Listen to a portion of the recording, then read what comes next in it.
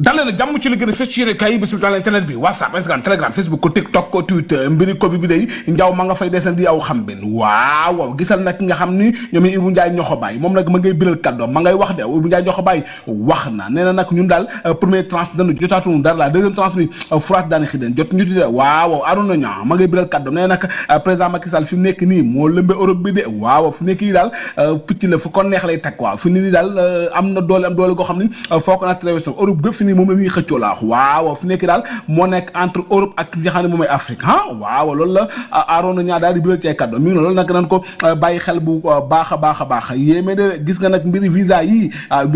yéeme na yéeme ko xam ne foog ko nat rek wees na ko Guy Marius Sagna daal di biral kàddu nee nag li nga xam ne moom mooy mbirum visa mbirum tukki gi la ambassade war na ko xoolaat bu baax a baax ndax nag rendez-vous rek laax moo gën a cher laax li nga xam ne nag moom mooy sa billet d'avion te loolu doon loo xam ne teggul fenn la rendez-vous gën a cher lool billet d'avion teguwul fenn te du yoon Aziz Ndiaye daanay bi rekaat doy nag Ousmane Sonko gàcce ngaalaama de Ousmane Sonko yow yaa tax laax loolu la moon suñu xel lépp daal leer nañ laa dama ni lépp leer la suñu xel dama ni lépp leer na laa li ci la moon lépp leer na mi ngi noonu Xaadim Bamba borom baax mi ngi biral kàddam nee nag man de maa nekkoon ci plateau yi di wax di xeexal ñi nga xam ñoom ñooy waa parce que waaye bin faloog léegi damaa xëpp sama bët di xool dama ne xale yi laax dem leen ngeen liggéey laax dem leen ngeen liggéey moo gën ngeen topp plateau yi leen nit boo ko falee da nga kaa wóolu ba ko nag te man nag li tax ma fal leen nekkul seen i jëmm de déedéet projet bi ngeen ma tegal laax daa ma ni moom laa am collectif moo taxit ma fal leen mi ngi loolu nag ngeen ko bàyyi xel bu baax a baax Adama Ndiaye président jeune éleveur du Sénégal daanay biral kàddoom Adama Ndiaye nii dama nag li nga xam ne moo jëm ci wàllu élevage yi sant nañ ci sant ngërëm daal la ñuy def ki nga xam ne mooy ministre bi bëgg nañ ci bu baax a baax ndax it li nga xam ñu ko dund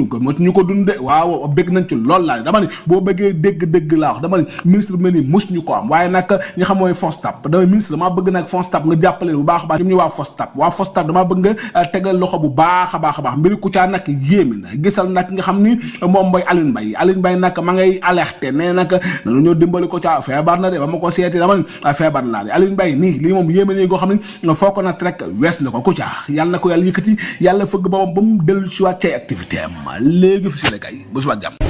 Marius Sagna muy wax ni il faut trouver le camion immatriculé TH 6085 même si trouvé nañ ko ba pare certainement ce poste c'était avant ñu retrouver boobu le camion bi nag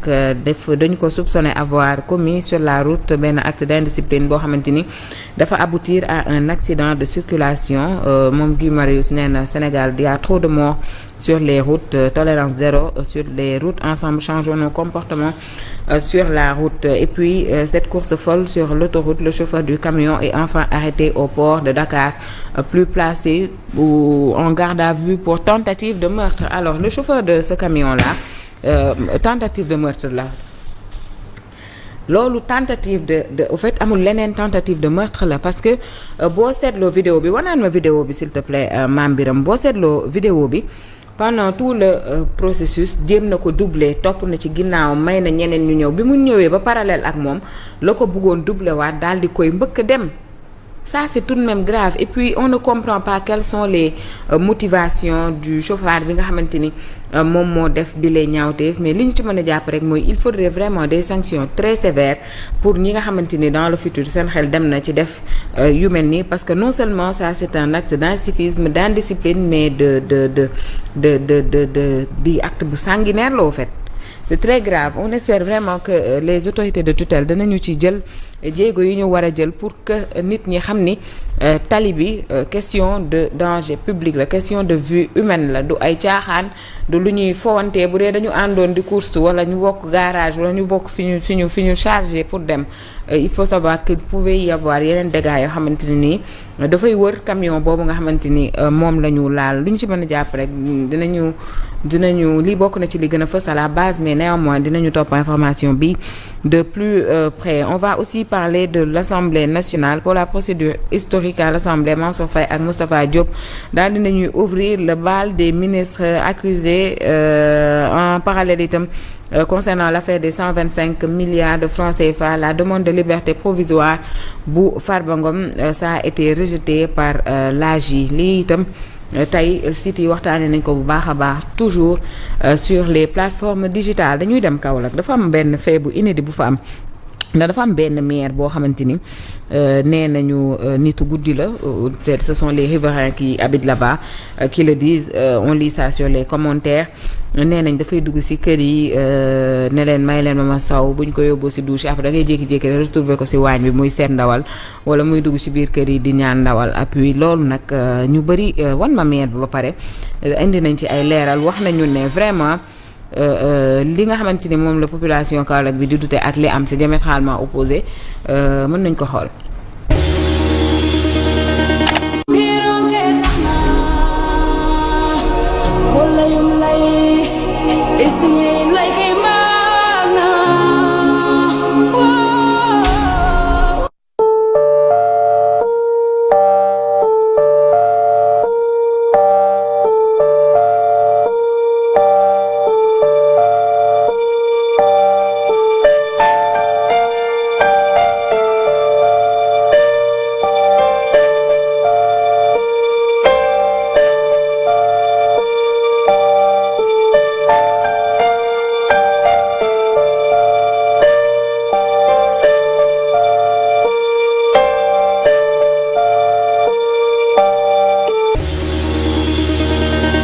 ay ci ñoo ko gisandoo ñàkkul image yi yéen a ngi koy gis muy défilé ci seen réseau social boobule di TikTok on voit ça beaucoup tourné ces derniers temps mais am na benn créateur de contenu digital bu wuyoo ci turu Habib Fall moom daal dina ci def ab chronique bu ñu ko dégloo xëy na dinañ mën a gën a comprendre que xëy na li yenn ci ay internet wala yenn ci ay Kaolack waa di njox du loolu. salaam sama gars yi jaar naa leen bu baax a baax bon démb dama dugal benn vidéo ci maire bi ñëw Kaolack ñu naan dëmm la je sais pas mais maire bi nekkul dëmm de maire bi dafa àndut ak xelam te dégg naa ci commentaire yi gars yi di wax naan du maire bi la maire bi dañ doon ko dóor barki démb station Baba Gueye ba police moo ñëw jël ko yóbbu police la fanaan ba timis lañ ko bàyyi bañ ko bàyyee nag si la ñëw fii suñu côté place dibiteri Cheikh Fall si la toog foofu après man ak sama benn copain ñu ñëw laaj ko mu wax ñu turam ak lépp wax ñu fi mu dëkk moom Khady Seck la tudd dëkk Dakar mais précisément fàtte naa fi ma wax ci Dakar bon nag bañ ma waxee loolu si la après nag si la noonu wax si laa xam ne maire bi àndut ak xelam waaw dégg naa dafa dugg benn kër coofak dugg ci benn waañ naan leen may leen ma yàpp maire bi àndut ak xelam nekkul loolu dafa àndut ak xelam te damay ñaan képp ku gis vidéo bi na ko partagé ba ay mbokkam jot ko wala ku xam ay mbokkam gis ko jaa ngeen jëf. Voilà, apparemment c'est une femme boo xamante ni elle ne jouit pas de toutes ses facultés mentales gis nga il faut tam sénégalais ñun ñu moytu di gaaw a dóore sénégalais dafa gaaw a dóore 2 temps 3 mouvements ñu romb sax kenn koo xamante ni benn Formose ngay romb mu toog ci benn taatu garab nga ni xel mi neexul wala nga ni sàcc la fekk ne dafa dox ba sonn toog pour noppalu nga romb benn abbas muy rongaraas ci benn buntu boutique xamoo dafa am ay problème personnel xamoo elle est dépressive ou pas nga woo police wala koñ bi génn ñu def justice populaire ñu dóor ba muy bëgg a dee balaa ñuy comprendre ne cette personne là n'est pas bien c'est trop tard parce que on voit la dame là dañ ko dóor ci au niveau de la station ba police moo mujjee ñëw yóbbu ko téye ko bi mu comprendre ne elle est dépressive ñu daal di koy bàyyi mu dem kon xam nga aller jusqu'à dire que la personne nitu guddi la parce que day sol yu weex kenn gisul ay cëram di dugg ci kër yi c'est vraiment insensé man je pense que ñun ni ñuy seetaan Netflix dafa bari ni ñuy seetaan ay films d'horreur dafa bari parce que souvent on a de ces réactions aussi yoo xamante ni vraiment c'est incompréhensible leneen loo xamante ni itam def na le tour de la toile mu di Mia Guissé mi nga xamante ni dafa nekkoon en tournée ak Amanda Soli ca New York dafa yëkkati nag ay kàddu moom Mia jëmale ko pratiquement ñu bëri ne Mame Makhtar Gueye lay tontu nañ seetaan vidéo bi ba pare bu ñu ñëwee ñu liiral leen réaction yi ci toftalu parce qu'il faut dire que beaucoup d'internautes rafetlu wuñu anam bi nga xamante ni moom la Mia Guissé di defee actuellement ce qu'on a vu beaucoup de textes yoo xamante ni dafa dem à l'encontre de sa personne. On leen ma la vidéo d'abord et ensuite je vous lis un post de Charles René Fall. Makhtar Gueye dina ko dégg Makhtar Jamra dina ko dégg Jamra dina ko dégg Matar Gueye Jamra dina ko dégg. voilà ñoo ko gisandoo mu di Mia Guissé mi nga xamante ni vraiment actuellement elle est au bout au sommet de sa carrière mais néanmoins ñu bëri daal jàpp nañ ni elle est arrogante et cela ne fait pas le talent. Charles René wax na ni Mia Guissé en tant qu'artiste bëri ñoo xamante ni dañ koy seetaan dafa am ab responsabilité mooy contribuer à élever le débat mais pas di ko envenimer. muy wax ni les propos tenus ci vidéo bi nga xamante ni moom lañ seetaan léegi ont dépassé les limites du respect et de bienséance. muy wax ni critique nag droit la mais injure ak vulgarité dañu cee bokkul. Mame Makhtar Gueye benn figure la boo xamante ni dañu ko xam fii ci Sénégal rawatina ci paysage social bi dont les positions peuvent être discutées, contestées, voire critiquées. Mais cela ne justifie en aucun cas l'usage de termes déplacés ni l'irrespect en public. Alors moom moomu la di Charles muy wax na fi lu ne rek Charles nee na daal bu mu yaa réfugié wu dans l'émotion ou la colère.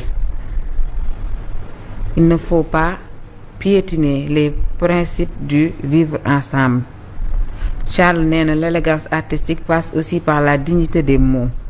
Charles nee na nous invitons Mia Guissé à revenir à la raison, à l'apaisement et à fréquenter ou présenter ses excuses. xam naa lii dinaa ko yónnee umu yàgg bu ko liiree xëy na mais moom bii paa moom d'accord ma sax maa fi toogoon naan Mame Makhtar Gueye bàyyi xale bi maam wax naa ko lu ne pour mu bàyyi xale bi mais xale bi bii paa dafa mel ni ku teg benn paa bu fort mais d'accord ma demal muurul jéggalu rek jàpp sa dënn Sénégal moom boo defee dara da ngay def mël fa rek yow mël fa dina la jàpp da ngay sol sa mël fa nii takk say noir fumé rek seeti maam jéggalu bu la kenn influence nag gise maa bu du dëgg